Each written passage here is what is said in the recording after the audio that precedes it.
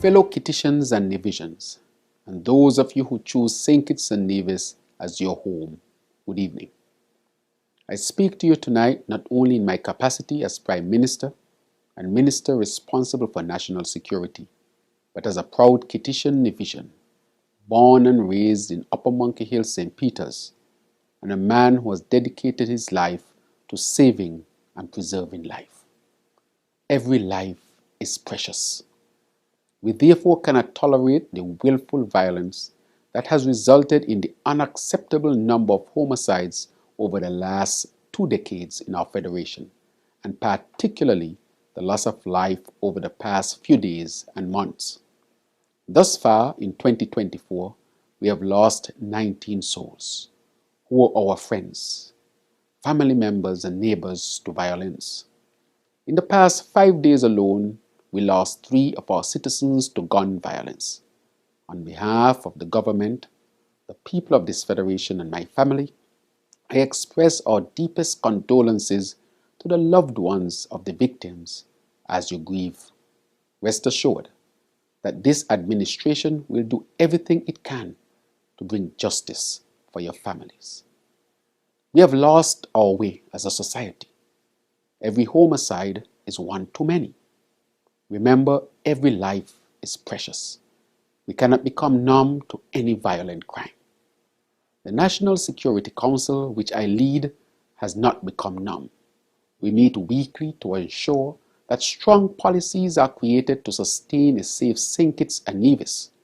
This is the responsibility of any government supported by its people. The National Security Council includes the heads of all national security agencies in the Federation. As a result of the carefully crafted policies of this council, we have seen a rate of 50% detection on homicides for the year, an increase over the last year. This is admirable, but for me, not good enough. Destructive persons involved in criminal activities, but we have to prevent their nefarious actions. Of those 19 persons killed this year, the intelligence I have received suggests that 2/3 of those homicides were as a result of gang violence and reprisals. I want that statistic to sink in. We have a serious gun problem in our society. This societal ill, reflected throughout the region, has been serious for us for at least 2 decades now. But it has worsened because of the introduction of money into the equation. Not only do the gangs have numerous members, but because of the ill-advised peace program, they have significant amounts of money used to buy influence and dangerous sophisticated weapons which are used to carry out heinous acts. That is why the focus in our National Security Council meeting earlier today was suppression. Suppression in preventing the inception of crime or preventing expansion of criminal activity.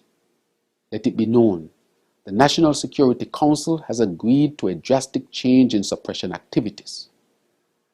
I am warning everyone from today onwards, there will be constant vehicular checks and searches. There will be constant searches of those homes of the persons involved in criminal activities. Illegal tints on cars will be removed. We will be relentless in our suppression of criminal activities. These are the measures that are necessary to not only locate the persons involved in destructive criminal activities, but remove their firearms and weapons off the streets. I therefore appeal to the general public for your patience, understanding, and cooperation as we do what is necessary to arrest this scourge of gangsterism and violent crime. Those involved in criminal activities can no longer feel comfortable in their homes, in their gathering spots, nor moving around in the Federation. I therefore implore all persons involved in gangs and criminal activity to change their lives and change now. If not, we will find you, we will prosecute you, we will jail you. Not only will the police force and army be on our streets, but the Joint Security Operational Tactical Team will be strategically patrolling hotspots. In my last national address, I spoke about 4 programs to create a safer St. Kitts and Nevis. Here is my progress report. I pledged that there would be increased security presence in our communities through various methods. Security personnel were specifically dedicated for this purpose, which has been so effective that persons were referring that the police were always outside their doors. I pledged that there would be further engagement of regional and international security experts to work along with our forces.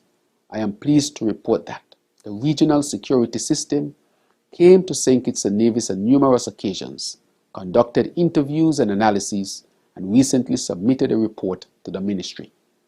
Various officials from the ministry and the national security forces attended local and regional training programs, receiving training from FBI agents, USAID Criminal Dynamics, and CARICOM Impacts. I pledged that we would strengthen the intelligence capabilities of our security forces. This has progressed steadily, especially with the utilization of the Fusion Center, leading to the increased detection rate I referenced earlier. In fact, this week, it is through our enhanced intelligence infrastructure that a suspect of one of the recent homicides left St. Kitts, and we have been able to locate him. We continue to request the assistance of the general public to bolster our intelligence. I pledged that there would be expansion of the CCTV infrastructure island-wide and other evidence-gathering capabilities. We continue to build out our CCTV infrastructure, which has been one of the most impactful tools in acquiring evidence used in investigation and charging those accused of crimes. In short order, the entire island will be covered with CCTV.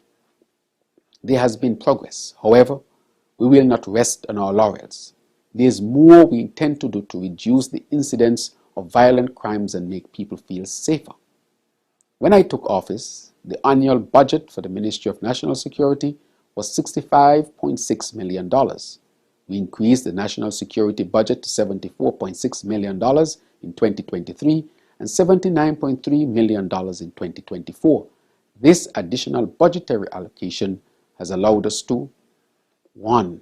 Purchase more vehicles for mobile patrol of the police force, to procure drones leading to the imminent establishment of a drone unit for the surveillance purposes, to re-establish a canine unit to detect illegal drugs, firearms, and ammunition, to establish in partnership with the U.S.